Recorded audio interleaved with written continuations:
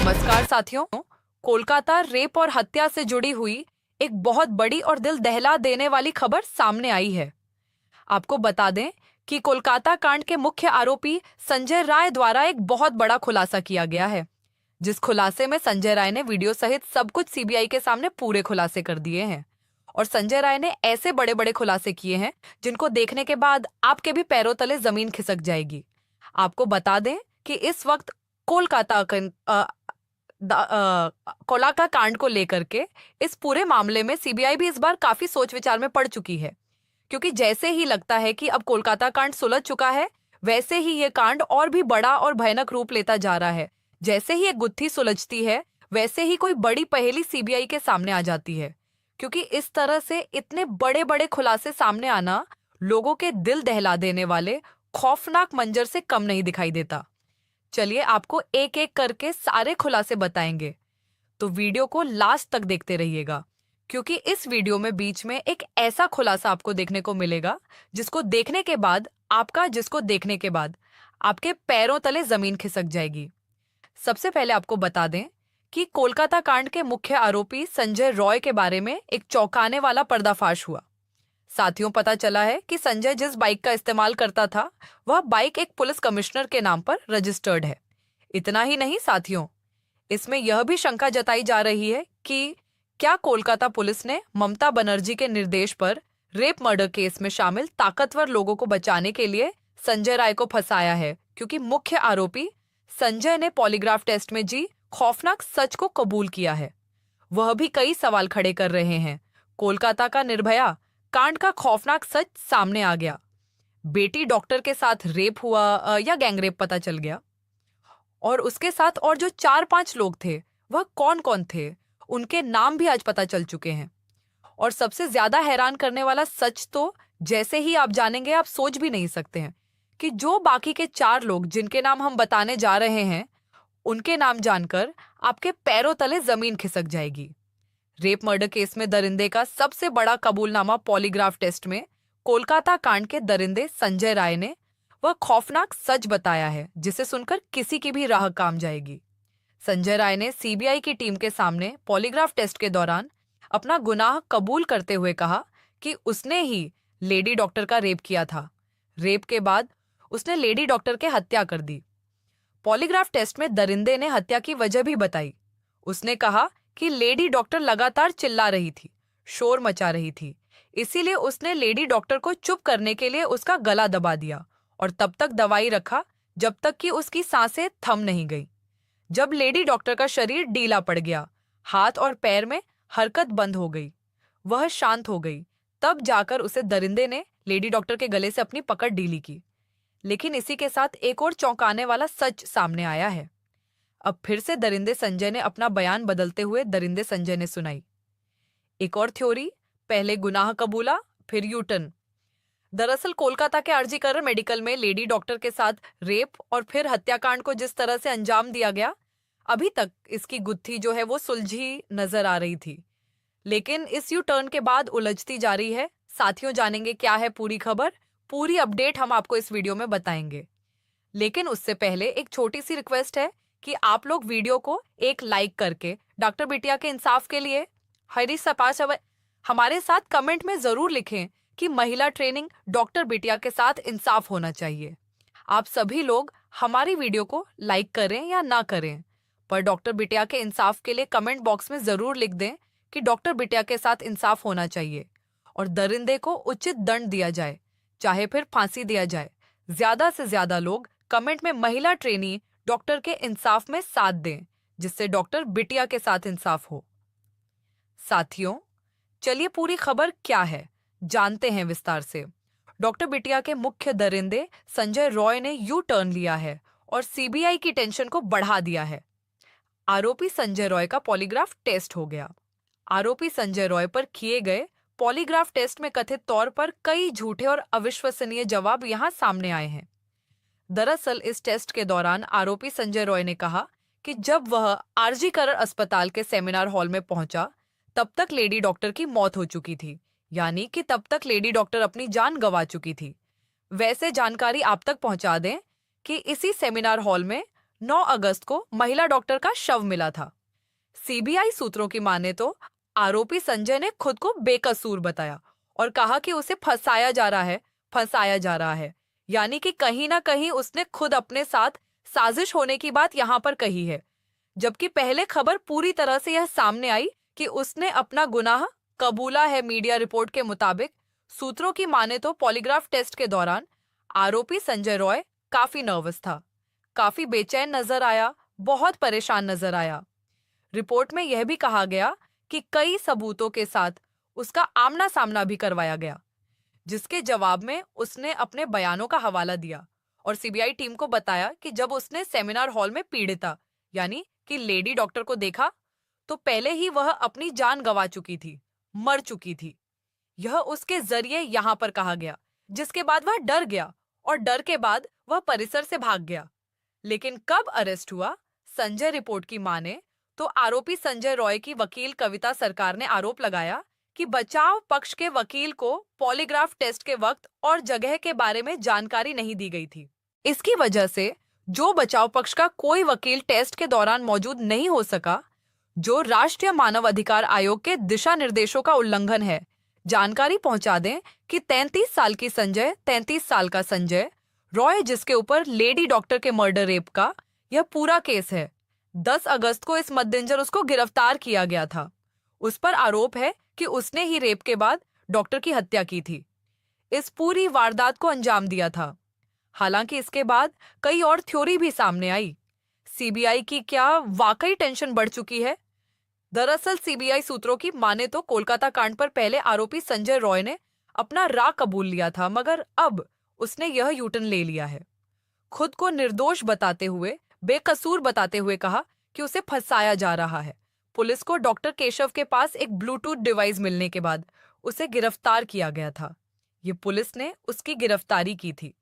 CCTV footage में वो अस्पताल की तीसरी मंजिल पर भी दिखाई दिया था, जहां सेमिनार हॉल मौजूद है। संजय रॉय ने कथित तौर पर जेल गार्डों से कहा कि उसे आरजी करर अस्पताल में हुए रेप और हत्या के बारे में कुछ भी नहीं पता। उसने सियालदाह के में अतिरिक्त मुख्य न्यायिक कागीने लगा है कि जो टेस्ट करना है कर लो, मैंने कुछ नहीं किया है, मुझे फंसाया जा रहा है। जबकि सीबीआई सूत्रों का कहना है कि संजय रॉय को लेकर जो दावे वाली खबर आ रही है वो सरासर गलत है, तथ्यहीन है, उसे सिरे से खारिज कर दिया है। सीबीआई सूत्रों का यह बड़ा दावा है। सीबीआई के सामने टेस्ट के दौरान आरोपी संजय रॉय ने यह कबूल किया है कि उसे फंसाया जा रहा है या उसने कोई बयान दिया है, मैंने कत्ल नहीं किया है। ये मामला देखिए किस तरह से अब और उलझता जा रहा है। तो फिलहाल इस पूरे मामले को लेकर जहां हमने प्रदर्शन की तस्वीरें देखी, जहां हमने बड़े स्तर की बैठकें देखी, जहां हमने सियासी तौर पर ममता सरकार बीजेपी को आमने सामने देखा, पक्ष विपक्ष के बीच में वो बड़ी लड़ाई भी देखी, अब इस पूरे मामले को लेकर जो यूटर्न यहाँ पर मुख्य आरोपी संजय राय के जरिए सामने आ रहा है, सवाल यही है कि पुलिस सूत्रों का दावा सही है या फिर सीबीआई सूत्रों का दावा यहाँ पर सटीक है। क्या वाकई यूटर्न लिया गया है आरोपी संजय रॉय की तरफ से? और अगर लिया गया है, ये दबाव बनाया गया है, फंसाया जा रहा है, तो कौन है वो मुख्य कड़ी? क्या उसका सामने आना बाकी है? और अगर नहीं तो क्या आरोपी संजय रॉय खुद को अब बचाने की कोशिश कर रहा है? कई ऐसे सवाल हैं जिनके जवाब बहुत जल्द यहाँ पर सामने आएंगे। कोलकाता कांड के मुख्य आरोपी संजय रॉय के बारे में एक चौंकाने वाला पर्दाफाश हुआ। पता चला है कि संजय जिस बाइक का इस्तेमाल करता था, वह बाइक कोलकाता के पुलिस कमिश्नर के नाम पर रजिस्टर्ड है। बीजेपी ने इसे लेकर कई सवाल उठा दिए हैं और पूछा है कि क्या कोलकाता पुलिस ने ममता बनर्जी के निर्देश पर रेप मर्डर केस में शामिल ताकतवर लोगों को बचाने के लिए संजय रॉय को फंसाया है? क्योंकि मुख्य आरोपी संजय ने पॉलीग्राफ टेस्ट में जिस खौफनाक सच को कबूल किया, वह भी कई सवाल खड़े कर रहे हैं। कोलकाता की निर्भया कांड का खौफनाक सच सामने आ गया। बेटी डॉक्टर के साथ रेप हुआ या गैंग रेप पता चल गया। रेप मर्डर केस में दरिंदे का सबसे बड़ा कबूलनामा पॉलीग्राफ टेस्ट में कोलकाता कांड के दरिंदे संजय रॉय ने वह खौफनाक सच बताया है जिसे सुनकर किसी की भी रूह कांप जाए। संजय रॉय ने सीबीआई की टीम के सामने पॉलीग्राफ टेस्ट के दौरान अपना गुनाह कबूल करते हुए कहा कि उसने ही लेडी डॉक्टर का रेप किया था। रेप के बाद उसने लेडी डॉक्टर की हत्या कर दी। पॉलीग्राफ टेस्ट में दरिंदे ने हत्या की वजह भी बताई। उसने कहा कि लेडी डॉक्टर लगातार चिल्ला रही थी, शोर मचा रही थी, इसीलिए उसने लेडी डॉक्टर को चुप कराने के लिए उसका गला दबा दिया और तब तक दबाए रखा जब तक कि उसकी सांसें थम नहीं गई। जब लेडी डॉक्टर का शरीर ढीला पड़ गया, हाथ और पैरों में हरकत बंद हो गई, वह शांत हो गई, तब जाकर उस दरिंदे ने लेडी डॉक्टर के गले से अपनी पकड़ ढीली की। शायद उसने अंजाम के बारे में सोचा भी नहीं था, लेकिन रेप के बाद जब निर्भया चीखने चिल्लाने लगी, तब संजय रॉय घबरा गया, डर गया। उसे लगा कि अभी कोई सुन लेगा, वह पकड़ा जाएगा, उसकी घिनौनी करतूत दुनिया के सामने आ जाएगी। इसी घबराहट में उसने रेप के घिनौने अपराध के बाद हत्या का दूसरा जघन्य अपराध कर डाला। घटना से पहले और घटना के बाद आरोपी संजय रॉय ने जो किया था, वो भी उसने पॉलीग्राफ टेस्ट में सीबीआई की टीम के साथ साने बयां किया। सूत्रों के मुताबिक उसने बताया कि घटना से पहले उसने अपने दोस्त के साथ शराब पी थी। इसके बाद वह अपने दोस्त के साथ रेड लाइट एरिया सोनागाछी गया था। इसके बाद दोनों दूसरे रेड लाइट एरिया चेतला गए, जहां उसके दोस्त ने सेक्स वर्कर के साथ संबंध बनाए, लेकिन संजय ने ऐसा नहीं किया। उसने अपनी एक महिला मित्र को वीडियो कॉल किया और उसकी अश्लील तस्वीरें मांगी। इसके बाद उसने फिर से शराब पी और आरजीकर अस्पताल वापस आ गया, जबकि घटना के बाद आरोपी संजय रॉय अपने एक दोस्त के घर गया था। संजय रॉय का यह दोस्त कोलकाता पुलिस में ऑफिसर है। बता दें कि सीबीआई जल्द ही अदालत में अपनी चार्जशीट फाइल कर सकती है। गुत्थी अब इस बात पर उलझी है कि अगर संजय ने इस वारदात को अंजाम नहीं दिया, तो क्या वह वारदात के बाद घटनास्थल पर पहुंचा और मृतिका के शव के साथ अमानवीय की, या फिर उसने अकेले ही इस जघन्य अपराध को अंजाम दिया और अब सीबीआई से झूठ बोल रहा है, जबकि उसने कोलकाता पुलिस के सामने अपना गुनाह कबूल किया था। यह सभी बातें तब तक केवल कयास बनी रहेंगी जब तक सीबीआई आधिकारिक रूप से कोई खुलासा नहीं करती। ग्राफ टेस्ट के परिणाम अस्पष्ट रहने के कारण सीबीआई आरोपी का ब्रेन मैपिंग और नार्को टेस्ट भी कर सकती है। नार्को टेस्ट में आरोपी को एनेस्थीसिया देकर आंशिक बेहोशी की स्थिति में सवाल पूछे जाते हैं, जो सबसे सटीक जानकारी प्रदान कर सकता है। उधर राज्य विधानसभा में विपक्ष के नेता शुभेंदु अधिकारी ने आरजी करण कांड को लेकर कुछ चौंकाने वाले तथ्य सामने रखे हैं। उन्होंने बताया कि जिस बर्निंग घाट पर मृतिका का दाह संस्कार हुआ, वहां का खर्च परिवार को नहीं देने दिया गया और परिवार के बजाय किसी और ने हस्ताक्षर किए। शुभेंदु अधिकारी ने आरोप लगाया कि इस घटना को शुरू से छिपाने की कोशिश की गई। पहले इसे आत्महत्या बताया गया, सबूतों के साथ छेड़छाड़ हुई और सेमिनार हॉल के पास एक कमरे को तोड़ दिया गया। उन्होंने कहा कि तृणमूल कार्यकर्ताओं ने 14 अगस्त की रात को आरजीकर अस्पताल में तोड़फोड़ की और अब सीबीआई इस मामले की जांच कर रही है। शुभेंदु ने आरोप लगाया कि राज्य सरकार ने वित्तीय अनियमितताओं की जांच खुद करने की कोशिश की, लेकिन हाई कोर्ट ने इसे भी सीबीआई के हवाले कर दिया है। सूत्रों के मुताबिक 9 अगस्त की रात, यानी घटना वाली रात, 245 पर लेडी डॉक्टर जिंदा थी और उसने अपने मोबाइल से अपने एक रिश्तेदार के संदेश का जवाब दिया था। हालांकि एजेंसी इस बात की भी जांच कर रही है कि क्या यह संदेश खुद लेडी डॉक्टर ने भेजा था या किसी और ने उसके फोन का इस्तेमाल किया था।